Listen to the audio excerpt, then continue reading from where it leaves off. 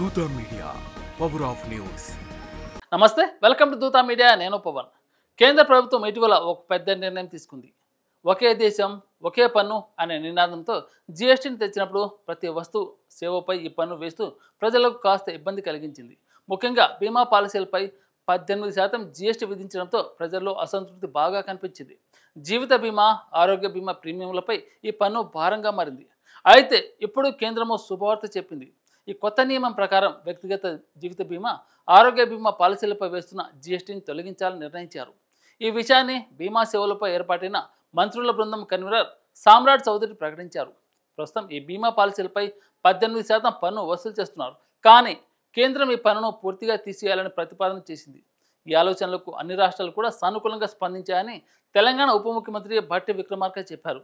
ఈ నిర్ణయం వల్ల వినియోగదారులకు గట్టి లాభం చేకూరాలని, దీన్ని సక్రమంగా అమలు చేయాలని కొన్ని రాష్ట్రాలు మంత్రులు సూచించారు. ఈ విషయంపై తుది నిర్ణయం జీఎస్టీ మండలి తీసుకుందని అంటున్నారు. ఈ ప్రతిపాదన వల్ల కేంద్ర రాష్ట్ర ప్రభుత్వాలకు వచ్చే పన్ను ఆదాయం గణనీయంగా తగ్గుతుంది.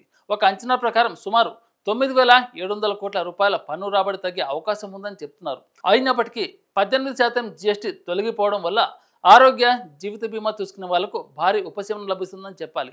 ఈ నిర్ణయం సామాన్యులకు ఎంతో ఊరటనిస్తుంది. బీమా ప్రీమియంలు చెల్లించడం ఇప్పుడు కొంచెం సులభం అవుతుంది. ముఖ్యంగా ఆరోగ్య బీమా తీసుకునే వాళ్లకు ఈ మినహాయింపు ఓ పెద్ద ఊరట. ప్రజలు ఎప్పుడు తక్కువ ఖర్చుతో బీమా సౌకర్యాలను పొందగలరు. ఈ నిర్ణయం అమల్లోకి వస్తే బీమా రంగంలో కొత్త ఊపు వస్తుందని, మరింత మంది బీమా పాలసీని తీసుకునే అవకాశం ఉందని నిపుణులు చెప్తున్నారు.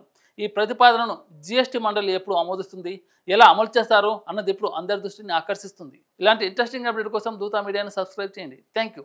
For more updates please subscribe దూత మీడియా.